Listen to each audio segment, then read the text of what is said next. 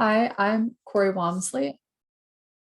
Hi, I'm Corey Walmsley. I'm the CEO of Aurora Borealis Publishing. And today I wanted to talk about that book that's in your head and how it just feels like the most gigantic thing ever. So if you have a book in your head, if you've been thinking about it for a while, um, whether it's a couple weeks, a couple months, a couple years, 20 years, you may feel like you have so many ideas in your head that you're just not sure what to do with them all. And one of the things that I like to do with my coaching clients at the very beginning of our work is to sit down and create a book map.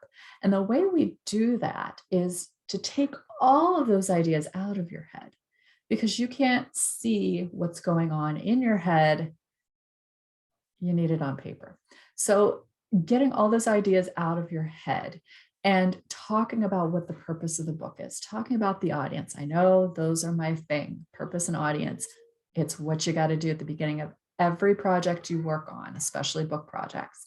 You have to know who's going to be reading it and why they want to read it. And once you have that figured out and you've got all this information, what I like to do is chunk it down. So it's basically like if you were going on vacation, you have a map, right? You don't look at the entire map and go, oh my goodness, I have to drive all the way from Maryland to California. And how am I going to do all that? That's so much.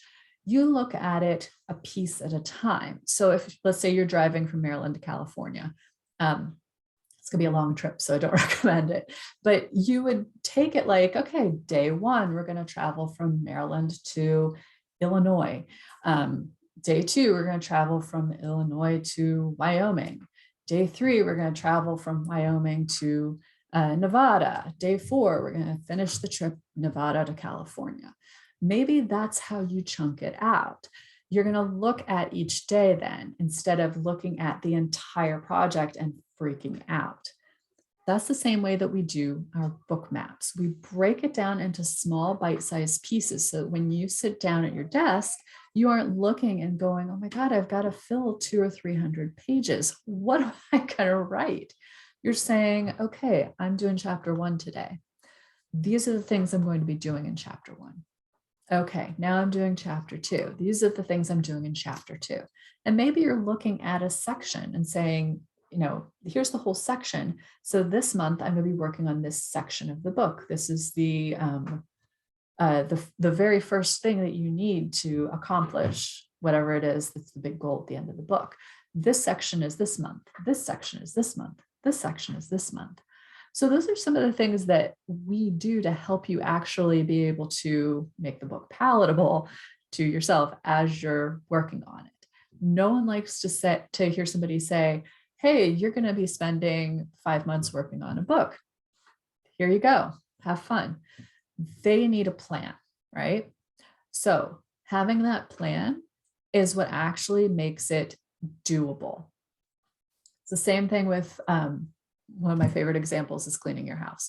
You're not going to walk into your house and, let's say you've been busy for a couple months and you really haven't gotten a chance to clean. You're not going to walk in and be like, oh my God, my house is so filthy. I'm going to take the entire weekend to clean it top to bottom.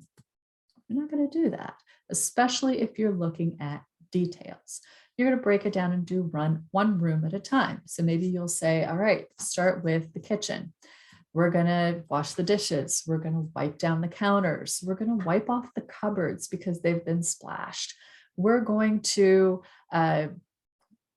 dust mop the floor. We're going to wet mop the floor. We're going to wipe down all of the trim. We're going to get out some of that stuff that you put on the glass top on the stove, and we're going to clean that.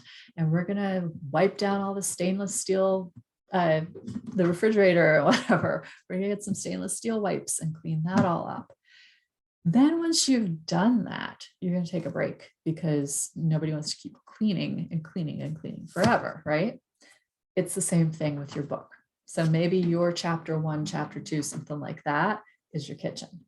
So you get through that beginning part and it makes it so much easier to see the rest of it. So I could go on and on and on talking about how to clean your house. But when you look at your book project, I want you to step back from it, whether it's with me or it's just by yourself if you're looking to write on your own. Step back from the book project and actually plan it out at the beginning, or get my help to plan it out at the beginning so it isn't overwhelming. That's going to be one of the first steps to keep you from, freaking out and never writing, or pushing it aside and never writing, to actually getting through the book and getting it out to your audience.